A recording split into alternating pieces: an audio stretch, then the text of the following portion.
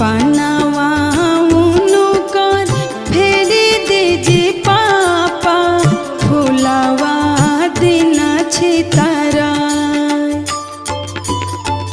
पनावा उनकर फेरी दीजी पापा फुलावा दिन छितारा